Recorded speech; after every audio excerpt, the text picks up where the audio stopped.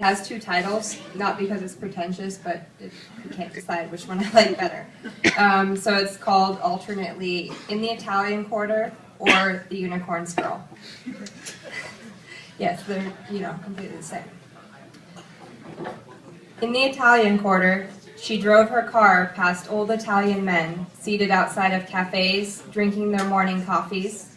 The stereo was playing a Radiohead song as she turned the heat up higher, blowing hot gusts across her eyes and nose.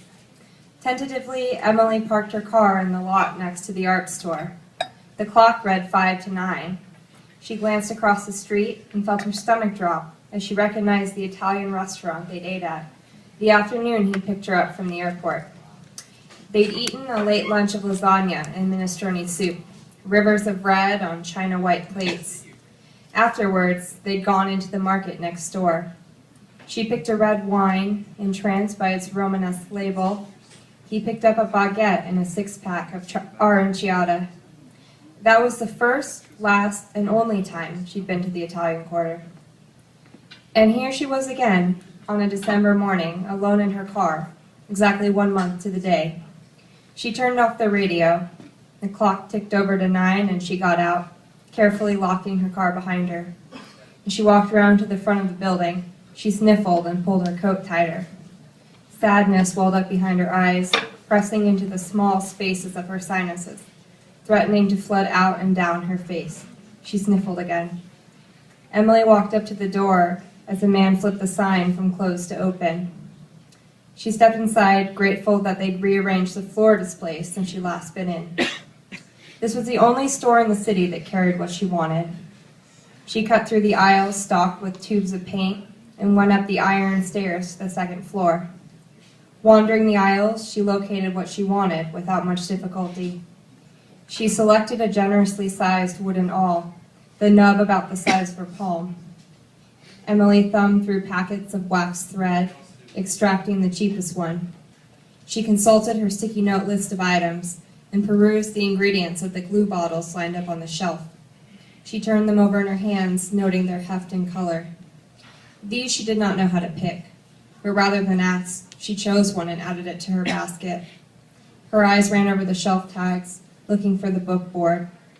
There were different sizes, in black, white, and brown. She chose a packet of black, briefly debating whether she would need one or two. Emily took one. Hoisting the basket higher on her forearm, she turned back to the front of the store and headed back down the stairs. Chilly winter light filtered through the front windows, dappling the tile floors with squares and stripes. Dust motes illuminated in the air. Near the cash register, she found an assortment of cheap trinkets, perfect stocking stuffers for Christmas. She selected a packet of brightly colored erasers in the shape of Matryoshka dolls.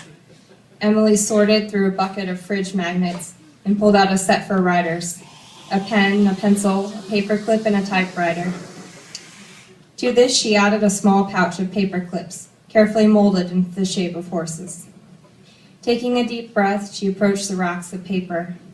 They were all beautiful, so soft that they might tear beneath your fingertips, yet sturdy enough to be cut into artwork, origami, cards, and whatever else you might desire to use it for. As she gazed on the rows of blues and greens and red, a rainbow organized in ombre, she felt a twist in her chest as she recalled him, standing just behind the first display. In her memory, he was holding a paintbrush and a tube of paint. The specifics lost to the haze of distance. She remembered him laughing in the plain white t-shirt with a hole in the sleeve, the one she always begged him to throw out. His warm skin was bronzed from the summer sun. He told her they'd go to the beach and he'd paint her, sitting on her favorite rock, the enormous one with the miniature tide pool in the center. He'd paint her in front of the setting sun, her hair and face luminous in the fading rose light, her toes just tucked into the briny water. He'd paint her as he'd seen her that first day, when they'd hiked down to the shore and stared at the sunset. They'd hiked back in the dark without a light to guide them. He fell in love with her then. She didn't know the exact moment when she'd fallen in love with him. It had come on slow until one day he'd been standing in her bedroom, flipping through one of the books on her desk, and she looked up from vacuuming the carpet and realized, this is love. The boy at the cash register came up to her in his bright blue apron and obnoxious buttons. His name tag read Dave. "Let me know if I can help you," he said. His eyes lingered on her face a moment longer than necessary. He blushed a little, and his face folded into a nervous smile as he disappeared down one of the long aisles. She returned to the paper, trying to visualize what kind of book she wanted to make. So many patterns and shapes, regular and irregular. Finally, Emily chose a sheet of black paper with copper swirls on it. It made her think of the old tapestries in European castles, the kind that depicted bearded white unicorns with feathered feet. Beside them, always, knelt a young girl, virginal and pure, the unicorn's girl, her life untarnished by things as tawdry as lost love. Thank you.